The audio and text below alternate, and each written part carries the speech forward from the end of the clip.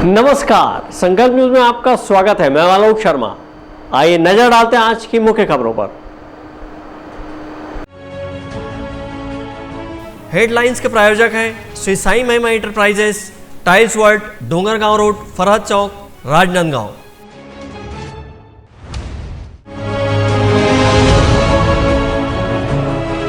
भाजपा नेताओं को पुलिस ने जारी किया नोटिस, सियासी गलियारे में गहमा गहमी।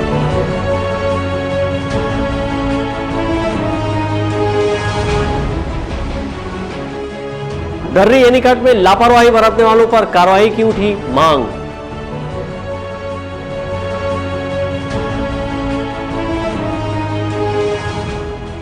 पुलिस ने लौटाया गुम हुआ मोबाइल, लोगों में खुशी का माहौल।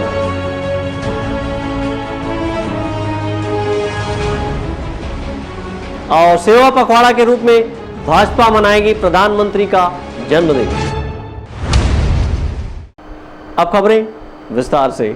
प्रदेश भारतीय जनता पार्टी के उपाध्यक्ष एवं राजनांदगांव लोकसभा क्षेत्र के पूर्व सांसद मधुसूदन यादव और पूर्व सांसद अभिषेक सिंह की चिट फंड मामले में संलिप्तता जाहिर करते हुए राजनांदगांव पुलिस द्वारा उन्हें न्यायालय में प्रस्तुत होने धारा 420 के तहत नोटिस भेजा गया है, जिसके बाद यहां की राजनीति गर्मा गई है और भाजपा नेताओं ने पुलिस पर सरकार के दबाव में काम करने का आरोप लगाया है।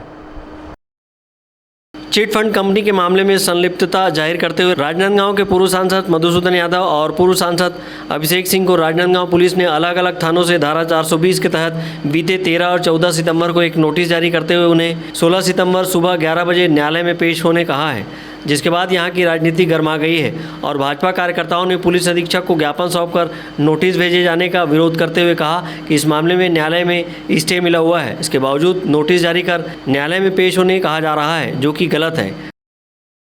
ये चिट फंड मामले में लगातार बार बार परेशान किया जा रहा है। उन्हें कहते हैं कि ये दोनों के दोनों स्टार प्रचारक थे, जबकि स्कूल के प्रमोशन के कार्यक्रम में गए थे। इसी से संबंधित मामलों में माननीय उच्च न्यायालय में याचिका दायर की गई थी अभिषेक सिंह जी के द्वारा और मधुसूदन यादव जी के द्वारा, और कम से कम अभिषेक जी को 10 मामलों में स्टे मिला हुआ है और मधुसूदन यादव जी को 4 मामलों में मिला हुआ है। लेकिन फिर भी पुलिस परेशान करती है ताकि राजनीतिक दुर्भावना से पुलिस पे दबाव डाला जा सके और इनकी छवि को धूमिल किया जा सके। आज की स्थिति यही है कि आज हमारी तरफ से वकील खड़े हो रहे हैं अभिषेक जी की ओर से और मधुसूदन यादव जी की ओर से, और वो समय लेंगे और अपना पक्ष रखेंगे। इस संबंध में कांग्रेस के प्रवक्ता रुपेश दुबे ने कहा कि भूपेश बघेल सरकार लोगों की गाढ़ी कमाई वापस लौटा रहे हैं और इस मामले में दबाव जैसी कोई स्थिति नहीं है। पुलिस कहीं पे दबाव में काम नहीं कर रही है। जिस प्रकार से भाजपा के कार्यकाल में चिट फंड कंपनियों का फैलाव छत्तीसगढ़ में हुआ था, जिसके कारण पूरे प्रदेश की जनता चिट फंड कंपनियों में अपनी जमा पूंजी जमा करी थी और उसके बाद उन्हें पैसा नहीं मिल रहा था। छत्तीसगढ़ में भूपेश बघेल जी के नेतृत्व में जब से कांग्रेस सरकार आई है और कांग्रेस ने अपने मैनिफेस्टो में चिट फंड कंपनियों के पैसे वापस कराने की कार्रवाई की जा रही है, जिसका सुखद परिणाम प्रदेश की जनता को भूपेश बघेल जी के नेतृत्व में मिल रहा है। निश्चित रूप से चिट फंड कंपनियों में जिस प्रकार से मधुसूदन यादव जी और अभिषेक सिंह इनके द्वारा उन कंपनियों के उद्घाटन समारोह में जाकर के जनता को उस चिट फंड कंपनियों का चेहरा बने थे, जिनके कारण उनके खिलाफ अपराध दर्ज हुए थे और अपराध दर्ज हुए हैं तो मामला न्यायालय में भी जाएगा और उसी न्यायालय में जाने की प्रक्रिया के चलते इन्हें चालान पेश करने के लिए नोटिस दी गई है। कोई षड्यंत्र नहीं है। इनके द्वारा कहा जा रहा है कि हम हाई कोर्ट गए हैं। निश्चित रूप से हाई कोर्ट के आदेशों का सम्मान करना हम सबका नैतिक दायित्व बनता है।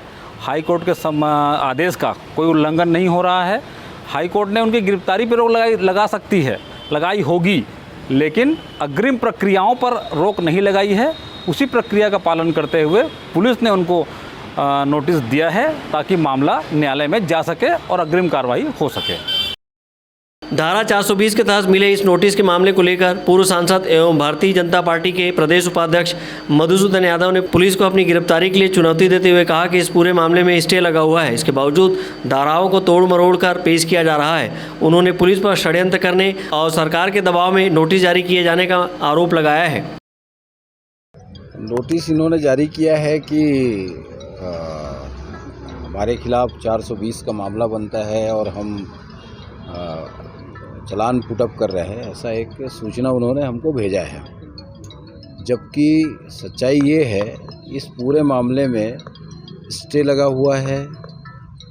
अपर न्यायालय ने ये कहा हुआ है कि एफआईआर करने की प्रक्रिया सही नहीं है, सही तरीके से उसकी जांच होकर के एफआईआर की जाए। और मुझे ये समझ में नहीं आ रहा है कि जिस मामले में 7 से 9 धाराएं लगी हुई है, उसमें सिंगल धारा पर हम लोगों के खिलाफ चालान क्यों प्रस्तुत किया जा रहा है। स्टे के बावजूद यदि धाराओं को तोड़ मरोड़ करके प्रस्तुत किया जा रहा है, इसका मतलब साफ है कि पुलिस जो है एक षड्यंत्र कर रही है। षड्यंत्र के तहत बाकी धाराओं को हटा करके एक धारा में हम लोगों के खिलाफ चालान प्रस्तुत किया गया है। उसमें मैं हूँ, अभिषेक सिंह जी हैं, नरेश डाकलिया जी हैं और सभी को नोटिस इशू हुआ है। और मुझे आश्चर्य हो रहा है कि स्टे की परिभाषा कानून के जानकार लोग, पुलिस के जानकार लोग भी सही तरीके से उसको परिभाषित नहीं कर रहे हैं। उसको इस तरीके से परिभाषित किया जा रहा है कि उनका उद्देश्य सीधा सीधा हम लोगों के ऊपर ही चार्ज करना है। और ये राजनीतिक षड्यंत्र है और मुझे लगता है कि सत्ता पक्ष के दबाव में पुलिस आकर के सब कार्रवाई कर रही है। मैं चैलेंज करना चाहता हूं उनको कि यदि आप सही हैं और षड्यंत्र नहीं कर रहे हैं, गलत तरीके से हमारे खिलाफ चार्जशीट दायर नहीं कर रहे हैं, तो आप हमको गिरफ्तार करें। आज नोटिस मिला है, कोर्ट में पेश होने का। वो अपना काम कर रहे हैं, लेकिन दूसरा पक्ष को नहीं सुना जा रहा है। इसके लिए हम लड़ाई लड़ेंगे। आप पेश हो रहे नहीं? अभी तो मैंने बता दिया है कि मेरा स्वास्थ्य ठीक नहीं है। चिटफंड मामले में राजनांदगांव जिला प्रदेश में प्रमुख स्थान रखता है। यहाँ लाखों की संख्या में निवेशकों ने अपने करोड़ों रुपए चिटफंड में लगाए हुए हैं। चिटफंड कंपनियों के खिलाफ शिकंजा कसने के दौरान इन कंपनियों के कार्यक्रम में शामिल होने वाले नेताओं पर भी निवेशक और अभिकर्ताओं ने एफआईआर दर्ज करवा दिया था, जिसके बाद अंबिकापुर और राजनांदगांव में भी नेताओं के खिलाफ एफआईआर दर्ज हुआ है, जिसमें राजनांदगांव के पूर्व सांसद मधुसूदन यादव और पूर्व सांसद अभिषेक सिंह के खिलाफ विभिन्न धाराओं में एफआईआर दर्ज हुआ था। इन एफआईआर के विरुद्ध प्रस्तुत याचिका में उच्च न्यायालय बिलासपुर ने इस मामले में जनप्रतिनिधियों और नेताओं के खिलाफ जबरदस्ती की कार्रवाई पर रोक लगाई है। वहीं इस नोटिस का जवाब देते हुए मधुसूदन यादव और अभिषेक सिंह के वकील ने कहा कि मेरे पक्षकार द्वारा एफआईआर के विरुद्ध प्रस्तुत याचिका में माननीय उच्च न्यायालय बिलासपुर द्वारा आदेश दिनांक 18 सितंबर 2019 एवं 23 सितंबर 2019 को मेरे पक्षकारों के विरुद्ध किसी तरह का जबरदस्ती कार्रवाई किए जाने पर रोक लगाई गई है। बहरहाल भाजपा नेताओं को पुलिस के द्वारा नोटिस जारी किए जाने से राजनीतिक घमासान मचता नजर आ रहा है। वहीं इस मामले में पुलिस कुछ भी कहने से बच रही है। विकल्प श्रीवास्तव और अमित चटर्जी के साथ हफीज़ खान, संकल्प न्यूज़। बीते 11-12 सितंबर को हुई बारिश के चलते राजनांदगांव जिले के डोंगरगांव क्षेत्र अंतर्गत दर्री एनीकट के तटबंध में दरार हो जाने से नदी में कटाव हो गया और इस क्षेत्र की लगभग 7 एकड़ खेत नदी में समाहित हो गई, जिससे किसानों को भारी नुकसान पहुंचा है। इस मामले में सिंचाई विभाग के अधिकारियों की लापरवाही का हवाला देते हुए भारतीय जनता पार्टी ने अधिकारियों पर कार्रवाई की मांग की है। राजनांदगांव जिले के कई क्षेत्रों में बीते 11-12 सितंबर को जमकर वर्षा हुई, जिससे मोंगरा बराज और अन्य जलाशयों से पानी छोड़ा गया, जिससे शिवनाथ नदी में बाढ़ की स्थिति बन गई। इस दौरान डोंगरगांव क्षेत्र के ग्राम मटिया के समीप दर्री एनीकट का गेट नहीं खोले जाने के चलते नदी का कटाव हो गया और इस बाढ़ में लगभग 7 एकड़ 32 डिसमिल की खेत नदी में समाहित हो गई। इस मामले में डोंगरगांव भाजपा मंडल के अध्यक्ष राम कुमार गुप्ता ने सिंचाई विभाग के अधिकारियों पर लापरवाही का आरोप लगाते हुए कहा कि बीते 15 अगस्त को आई बाढ़ में दर्री एनीकट के तटबंध में दरार दिखाई दे रही थी। इसके बावजूद विभागीय अधिकारियों ने इसकी मरम्मत नहीं की। वहीं एनीकट में बने 14 गेट को भी नहीं खोला गया। सभी गेट बंद होने की वजह से नदी का कटाव हुआ और किसानों की फसल बर्बाद होने के साथ ही उनके खेत नदी में समाहित हो गए। इस मामले में भारतीय जनता पार्टी के मंडल अध्यक्ष ने दोषी अधिकारियों के खिलाफ कार्रवाई की मांग की है। मटिया दर्री एनीकट 11-12 तारीख को जो बाढ़ आया, उसमें साइड से अप्रोच को काटते हुए साइड से बड़ा बहाव, तेज़ बहाव के कारण कटाव हो गया है, जो इरिगेशन विभाग के अधिकारियों की लापरवाही के चलते हुआ है। 15 अगस्त को जब बाढ़ आया था उस समय भी हल्का सा सीपेज हुआ था वहाँ पे, लेकिन विभाग के द्वारा उसमें सुधार नहीं किया गया और न ही बारिश के दरमियान गेट को खोला गया। लगभग उसमें 14 गेट हैं, सभी गेट बंद थे। उससे चलते आज यह बड़ा नुकसान मटिया वाले किसानों का हो गया है।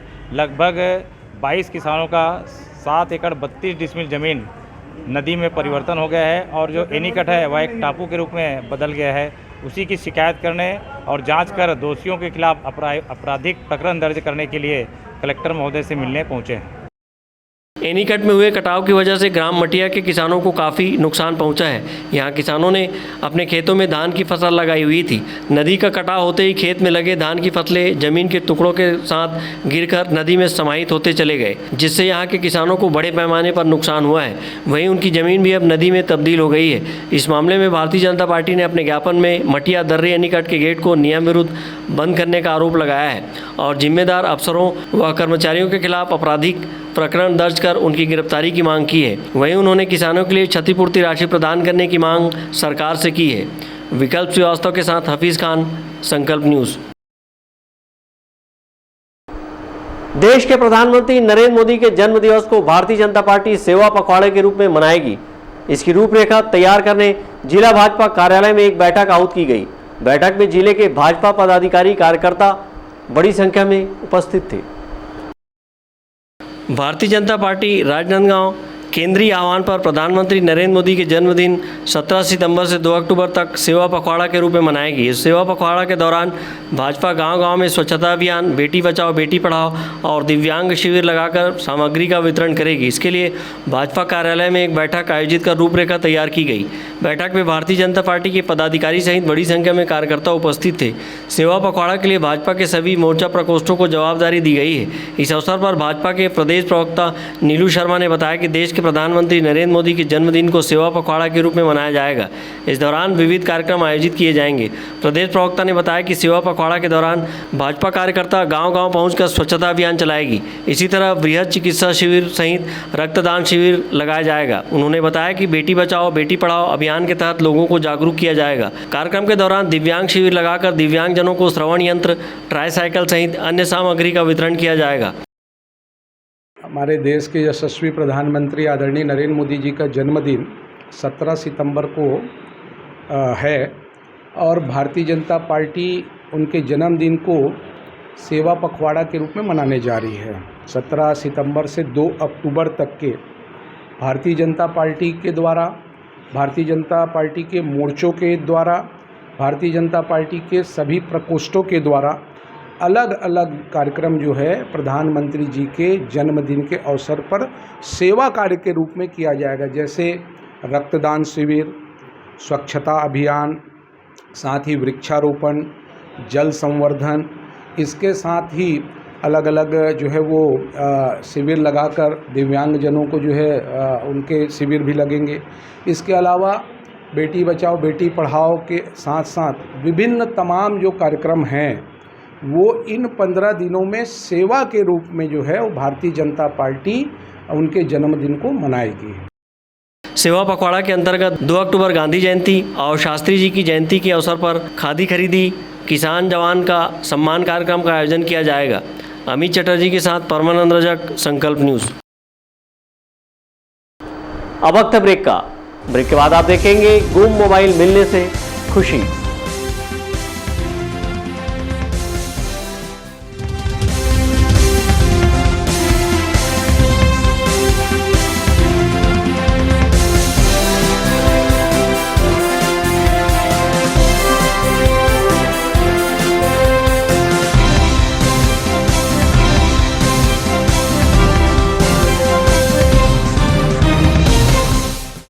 शहर की सबसे सस्ती पटाखों की दुकान श्री साईं महिमा पटाखा मॉल पटाखों की लेटेस्ट वैरायटियों के साथ सबसे विशाल रेंज, होलसेल रेट पर सभी नामी कंपनियों के पटाखों का विशाल स्टॉक, फैंसी एवं रंगीन पटाखे जैसे super 30, polo polo, Colombia go, kinder joy, wonder tree, selfie shot, bubble gum, dragon tail, rock star, pollution free और इको फ्रेंडली पटाखे शादी एवं अन्य अवसरों के लिए रंग बिरंगी आतिशबाजियों की शानदार वैरायटी। तो आज ही आएं Shri Sai Mahima enterprises, tiles world and पटाखा mall, Farhad Chowk, Dongargaon road, Rajnandgaon. Phone number 9009757412 9934574412। Offer offer bumper offer. 30 त्योहारों के शुभ अवसरों पर अंकुश आभूषण ज्वेलरी व साड़ी शोरूम आपके लिए लेकर आए हैं डिजाइनर व फैंसी साड़ियों व कुर्तियों पर 20% से 50% तक की भारी छूट।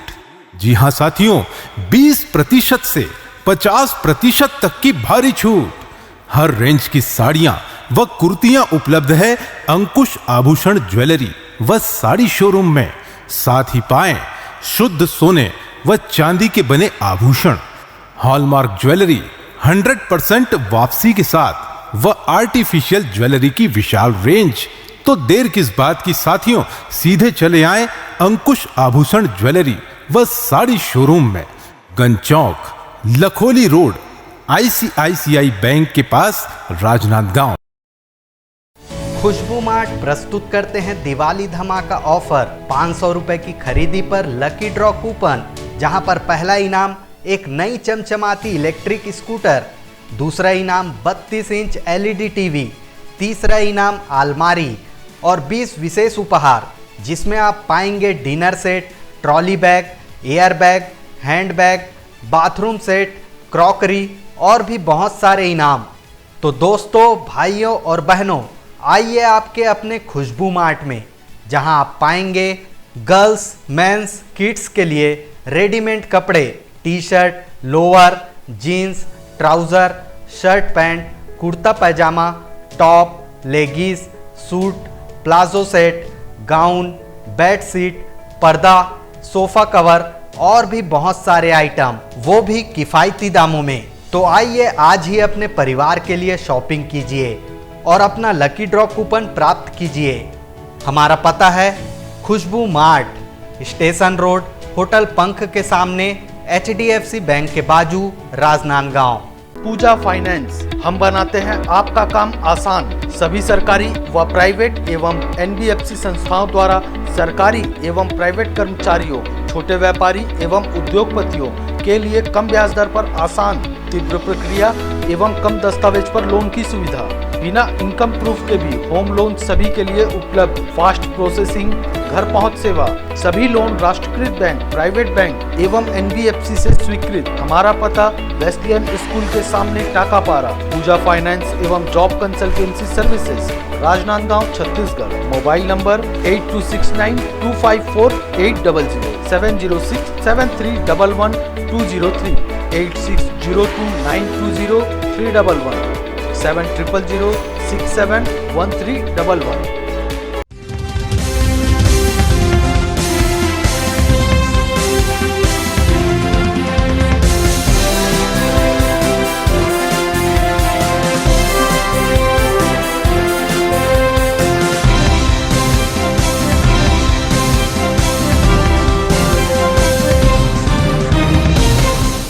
ब्रेक के बाद आपका स्वागत है। महीनों और वर्षों से गुम हुआ अपना मोबाइल फ़ोन वापस मिलने की खुशी क्या होती है, ये आज पुलिस अधीक्षक कार्यालय परिसर में आयोजित गुम मोबाइल वितरण कार्यक्रम में साफ दिखाई दे रहा था। यहाँ पुलिस अधीक्षक प्रफुल्ल ठाकुर ने धारकों को उनके गुम मोबाइल फ़ोन लौटाए और लोगों ने भी पुलिस के इस कार्य के लिए उनका आभार जताया। लोगों के गुम हुए मोबाइल फ़ोन की बढ़ती सूचनाओं को देखते हुए राजनांदगांव पुलिस अधीक्षक प्रफुल्ल ठाकुर ने जिले के सभी थाने के पुलिस और साइबर सेल को इन गुम मोबाइल फ़ोन को तलाशने के लिए निर्देशित किया। अमूमन पुलिस मोबाइल फ़ोन की इतनी गंभीरता से तलाश चोरी, लूट, डकैती, हत्या या किसी आपराधिक घटना में करती है, लेकिन इस बार पुलिस की साइबर सेल इन मोबाइल फ़ोन को बिना FIR के पीड़ित के आवेदन पर ही तलाश रही थी और इन गुम मोबाइल फ़ोन को तलाशने में पुलिस को सफलता भी मिली। राजनांदगांव पुलिस ने छत्तीसगढ़ के कई जिलों कबीरधाम, दुर्ग, बालोद, दंतेवाड़ा, कोंडागांव, रायपुर, महासमुंद, अंबिकापुर एवं अन्य प्रदेशों, राजस्थान, बिहार, महाराष्ट्र के नागपुर, पुणे, पश्चिम बंगाल के कोलकाता, उड़ीसा, तेलंगाना के हैदराबाद आदि जगहों से कुल 166 गुम मोबाइल खोज निकाला है और एक कार्यक्रम आयोजित कर पुलिस अधीक्षक कार्यालय परिसर में मोबाइल फ़ोन जिनका था उन्हें वापस लौटाने की कार्रवाई की गई। इस संबंध में पुलिस अधीक्षक प्रफुल्ल ठाकुर ने कहा कि लोगों के लिए मोबाइल से ज़्यादा महत्वपूर्ण मोबाइल में उनके और परिवार की तस्वीरें, घर परिवार की वीडियो होते हैं जिनसे लोग भावनात्मक रूप से जुड़े रहते हैं। लोगों की इसी भावना को देखते हुए हमने मोबाइल फ़ोन तलाश कर उन्हें वापस लौटाने का कार्य किया है। जिले में लगभग 2 से 3 महीने में जो गुम मोबाइल हुए थे उसको हमने एक मिशन मोड में साइबर टीम और हमारी तकनीकी टीम के माध्यम से खोजने का प्रयास किया। उसमें से तकरीबन हमको 110 नग मोबाइल बरामद हुआ जिसकी अनुमानित कीमत तकरीबन 20 लाख के आसपास है। और हमने सभी मोबाइल धारकों को आज यहाँ तलब किया था और उनको हमने ससम्मान मोबाइल वापस किया। इसमें खास बात देखने को ये थी कि इन सभी ने घूमने की रिपोर्ट विभिन्न थानों में दर्ज कराई थी, कुछ साइबर सेल में भी दर्ज कराई थी और उस घूमने के आधार पे रिपोर्ट के आधार पे हम लोगों ने पूरा मोबाइल का सर्च किया। आपने देखा होगा कि इसमें एक मोबाइल धारक अमरावती महाराष्ट्र से भी आए थे। यहाँ पे एक शादी फंक्शन में आए थे, राज इंपीरियल एक होटल है वहाँ पे, और वहाँ पे उनका मोबाइल मिस हुआ था और उन्होंने अपनी जो बातें बताई निश्चित ही ये मोबाइल में घूमने के बाद जो मोबाइल में जो डाटास रहते हैं, जो उसमें कुछ मेमोरियल रहता है, उसके पीछे लोगों का काफ़ी ज़्यादा उस मोबाइल के प्रति लगाव रहता है और घूमने से कहीं ना कहीं उन लोग विचलित से रहते हैं। तो निश्चित ही राजनांदगांव पुलिस और राजनांदगांव पुलिस की साइबर टीम ने जो मेहनत करके इतने सारा मोबाइल रिकवर किया, निश्चित ही राजनांदगांव पुलिस के लिए सराहनीय पहल है। इससे जो यहाँ की जनता है उनके मन में पुलिस के प्रति सम्मान बढ़ेगा। पुलिस अधीक्षक के हाथों अपने गुम हुए मोबाइल फ़ोन पाकर लोगों की खुशी का ठिकाना नहीं था। अपना मोबाइल फ़ोन लेने से पहले ही मोबाइल धारकों ने पुलिस का आभार जताते हुए कहा कि इन मोबाइल फ़ोन में उनकी कई यादें जुड़ी हैं, जिसे आज पुलिस ने लौटाया है। गुम मोबाइल मिलने की उम्मीद छोड़ चुके लोगों को जब गुम मोबाइल लौटाया गया तब गुम मोबाइल पाकर लोगों के चेहरे खुशी से खिल उठे। गुम मोबाइल मिलने पर मोबाइल धारकों द्वारा पुलिस अधीक्षक प्रफुल्ल ठाकुर को गुम मोबाइल ढूंढवाकर वापस दिलाने के इस अभियान की सराहना करते हुए उन्हें धन्यवाद ज्ञापित किया। मेरे को कल फ़ोन आया कि आपका मोबाइल मिल गया है, आप कल 11 बजे एसपी ऑफिस में पहुँचें, आपका मोबाइल मिल गया है, आप ले लें करके।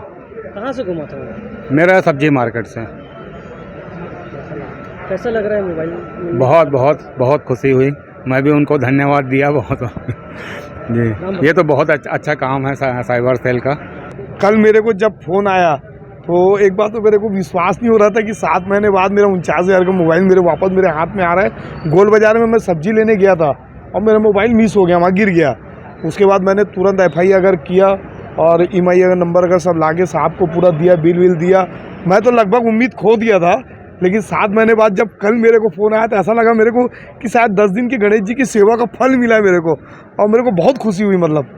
और मैं पूरा प्रशासन और साइबर वालों को बहुत बधाई देता हूँ और इन्होंने बहुत सराहनीय काम किया और वाकई में जनता बहुत खुश है। मतलब जब इस कार्य से बहुत खुश है। जब 110 लोगों का मोबाइल यानी गुमा हुआ मोबाइल मिलना मतलब एक बहुत आश्चर्यजनक बात है। मतलब आज के समय में मोबाइल मात्र संचार का साधन ही नहीं बल्कि मोबाइल में लोगों के महत्वपूर्ण दस्तावेज, bank account, photo, video, business के सॉफ्टवेयर आदि कीमती डाटा संग्रहित रहते हैं। गुम मोबाइल फ़ोन लौटाने के इस आयोजन के अवसर पर पुलिस ने लगभग 20 लाख रुपए कीमत के 110 नग मोबाइल फ़ोन आज लोगों को लौटाए हैं और लोगों को अपने मोबाइल फ़ोन की सुरक्षा के संबंधों में जानकारी भी दी। इस दौरान बड़ी संख्या में लोग उपस्थित थे। अवधेश यादव, विकल्प श्रीवास्तव और अमित चटर्जी के साथ हफीज़ खान, संकल्प न्यूज़। राजनांदगांव जिले के दिग्विजय महाविद्यालय में राष्ट्रीय कैडेट कोर 38वीं बटालियन के ब्रिगेडियर A.K. दास ने NCC कैडेटों को फोर्स में जाने के लिए मोटिवेशन स्पीच दी है और सेना में जाने इच्छुक युवाओं के लिए अग्निवीर को बेहतर विकल्प बताया है। राष्ट्रीय कैडेट कोर 38वीं बटालियन के ब्रिगेडियर A.K. दास अपने राजनांदगांव प्रवास के दौरान दिग्विजय महाविद्यालय में NCC कैडेटों को फोर्स में जाने के लिए मोटिवेशनल स्पीच दी है।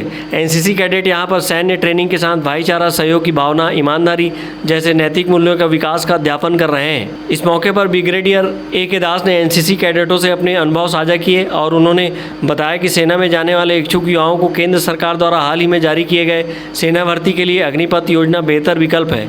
इसमें NCC कैडेटों को फिजिकल टेस्ट के लिए ज़्यादा मेहनत नहीं करनी होगी। मेरा 33 साल फौज में रहने के बाद जब मैं वापस अपने राज्य में आया छत्तीसगढ़ में, तो मुझे लगा कि मैंने लगभग पूरा इंडिया देख लिया और जब मैं कंपेयर करता हूँ अपने आप को बाकी लोगों से, मुझे लगा कि हमारे छत्तीसगढ़ के बच्चे भी कम नहीं हैं, सब में बहुत बहुत पोटेंशियल है। तो इसलिए उनको थोड़ा सा पॉलिश करना और थोड़ा सा मोटिवेट करना ज़रूरी है। और सबसे बड़ा एग्जांपल शायद मैं खुद हूँ उनके सामने, जो जीता जागता देख रहे हैं और अपने आप को शायद मोटिवेट कर सकें, हो सकें। और इसको मद्देनज़र रखते हुए कि मैं जहाँ पे भी जाता हूँ, खासकर जब बच्चों से मिलता हूँ, तो उनको ये कहना चाहता हूँ कि उनके पास फुल पोटेंशियल है आगे बढ़ने के लिए लाइफ में। ये ना सोचें कि वो छत्तीसगढ़ से हैं या पिछड़े इलाके से हैं। बस्तर से तो मैं सबसे पिछड़ा इलाके से हूँ, तो यदि मैं यहाँ तक पहुँच सकता हूँ तो वो तो आजकल इंटरनेट के सेवी हैं सारे, वो तो उनकी तो लिमिट्स आकाश से नीचे नहीं हो सकती। यही उनको मैं मोटिवेट करने के लिए आता हूँ। अग्निवीर में एनसीसी बच्चों के लिए फ़ायदा ये है कि उनको जो फिज़िकल है, ऑब्स्टिकल रेस हो गया या जो फिज़िकल प्रैक्टिस करना, उसके लिए ज़्यादा करने की ज़रूरत नहीं पड़ेगी क्योंकि ऑलरेडी एनसीसी के दौरान सीख रहे हैं। बाकी थोड़ा सा जो उनकी जो हेल्थ वाइज है या हाइट वाइज है, वहाँ पे उनको थोड़ा सा मेहनत करना पड़ेगा। अदरवाइज़ मुझे लगता है एनसीसी के बच्चों के लिए बहुत अच्छा फ़ायदा है ये। दूसरा, उनके लिए कोई रिटन एग्ज़ाम नहीं होगा, माफ़ है। जो जितने भी टेक्निकल पोस्ट निकल रहे हैं आर्मी में अग्निवीर के थ्रू, तो एनसीसी के जो सी सर्टिफिकेट होल्डर हैं उनको कोई भी रिटन एग्ज़ाम नहीं देना है, सिर्फ फिजिकल देना और निकल जाना। बाकी बच्चों के लिए रिटन एग्ज़ाम भी कंपलसरी है। आज हमारे राजनांदगांव दिग्विजय महाविद्यालय में रायपुर एनसीसी ग्रुप हेडक्वार्टर के ग्रुप कमांडर ब्रिगेडियर ए के दास जी उपस्थित हैं। उन्होंने आज एनसीसी कैडेटों को मोटिवेशनल स्पीच के लिए टाइम दिया हुआ है। आज मोटिवेशनल स्पीच में बच्चों को कैसे ज़िंदगी में सक्सेस पाना है, धर्म और व्यवहारिक उदाहरण दे देकर उन्होंने काफ़ी इम्प्रेसिव बच्चों को प्रेरणादायी स्पीच दिया गया है। और आज यहाँ के बाद वो एक्चुअली एनसीसी के एडमिनिस्ट्रेशन चेकिंग के लिए आए हुए हैं। बटालियन जाएंगे, 38 बटालियन, और डीपीएस स्कूल में भी बच्चों को प्रेरित करने के लिए स्पीच रखा है। उन्होंने बताया कि अग्निवीर से जहां देश को राष्ट्रीय एकीकरण और राष्ट्र निर्माण में सहायता मिलेगी, वहीं सेना को युवा शक्ति मिलेगी। इसी तरह युवाओं को समान रोजगार के अवसर प्राप्त होंगे। सेना में युवाओं के अग्निवीर बन जाने से प्रथम वर्ष 30,000 मासिक वेतन मिलेगा, वहीं चौथे वर्ष उन्हें 40,000 से अधिक की तनख्वाह मिलेगी। इसके बाद 25% अग्निवीर परमानेंट सेना कैडर में जाएंगे, वहीं 75% युवा समाज की मुख्य धारा में वापस लौटेंगे। इन युवाओं को सेवा निधि के रूप में 10 लाख से अधिक की राशि दी जाएगी। अमित चटर्जी और विकल्प श्रीवास्तव के साथ परमानंद रजक, संकल्प न्यूज़। महाराष्ट्र राज्य के नागपुर निवासी भरत मलिक ने साइकिल यात्रा कर बेटी बचाओ बेटी पढ़ाओ स्वच्छता अभियान पर्यावरण संरक्षण का संदेश दिया है। भरत मलिक कश्मीर, उत्तराखंड, नागालैंड की 45,711 किलोमीटर की यात्रा पूरी कर डोंगरगढ़ पहुंचे थे। वे अपने गृहग्राम नागपुर वापस लौट रहे हैं। महाराष्ट्र राज्य के नागपुर में रहने वाले भरत मलिक ने 45,711 किलोमीटर की साइकिल यात्रा बेटी बचाओ बेटी पढ़ाओ स्वच्छता अभियान सहित पर्यावरण संरक्षण एवं संवर्धन का संदेश दिया है। बीते 26 जनवरी को शुरू की गई साइकिल यात्रा से भरत मलिक ने अब तक कश्मीर, उत्तराखंड, नागालैंड सहित विभिन्न राज्यों से गुजरते हुए अपनी यात्रा पूरी कर ली है। भरत मलिक अपनी साइकिल यात्रा गृहग्राम नागपुर जाकर समाप्त करना चाहते हैं। साइकिल यात्रा के दौरान वे कल डोंगरगढ़ पहुंचे और मां बमलेश्वरी का दर्शन लाभ प्राप्त किए हैं। उनका कहना है कि 26 जनवरी 2022 को उन्होंने नागपुर से 45,711 किलोमीटर की साइकिल यात्रा शुरू की थी, जिसके प्रथम चरण में उन्होंने लगभग 21,250 किलोमीटर की यात्रा पूर्ण कर ली है। उन्होंने बताया कि इस यात्रा के माध्यम से वे स्वच्छता, देश के शहीदों को श्रद्धांजलि, बेटी बचाओ बेटी पढ़ाओ, पेड़ लगाओ पेड़ बचाओ का संदेश दे रहे हैं। मैं एक लक्ष्य लेके चल रहा था 45,711 किलोमीटर साइकिलिंग, जिसमें नागपुर से 26 जनवरी को स्टार्ट किया। मैंने 26 जनवरी को स्टार्ट करने के बाद और मेरा एक लक्ष्य 31 तारीख को 21,250 किलोमीटर साइकिलिंग मैंने नागपुर में समाप्त की। पहला राउंड, दूसरा राउंड स्टार्ट किया, जिसमें कि आज मैं डोंगरगढ़ में आ चुका है शाम के 7-7:30 बजे के टाइम में। और मैंने उस बात को सामने लाना चाहा पब्लिक के कि भारत देश के शहीद जवानों के लिए श्रद्धांजलि, बेटी बचाओ बेटी पढ़ाओ स्वच्छता अभियान, भारत भ्रमण, पेड़ लगाओ पेड़ बचाओ, नशीली चीज़ से नौवीं युवक को मुक्त करा जाए, प्रदूषण से बचा जाए। ऐसे दोस्तों, आप अपना सुबह शाम प्रैक्टिस में और टाइम में अगर ध्यान रखें, आपकी भावनाओं को जगा रखे कि हमें कुछ करना है देश में, तो एक सद्भावना पैदा होंगी। और मेरी ऐसी जनता से रिक्वेस्ट है कि आप लोग युवक युवकनी अपने शरीर की तरफ ध्यान दीजिए। मेरे जैसा या आप जो भी गेम खेलते हो उसमें आपको एक नयापन पैदा होगा और आप कर सकोगे। जय हिंद, जय भारत। भरत मौलिक की साइकिल भी लोगों में खासा आकर्षण का केंद्र रही। विषम परिस्थिति में साइकिल यात्रा कर उन्होंने संदेश दिया है। उन्होंने देश के तिरंगे झंडे को अपनी साइकिल में सजा रखा है। डोंगरगढ़ से सचिन जामुलकर, संकल्प न्यूज़। आज की खबरों में बस इतना ही। हमें दीजिए इजाज़त। नमस्कार।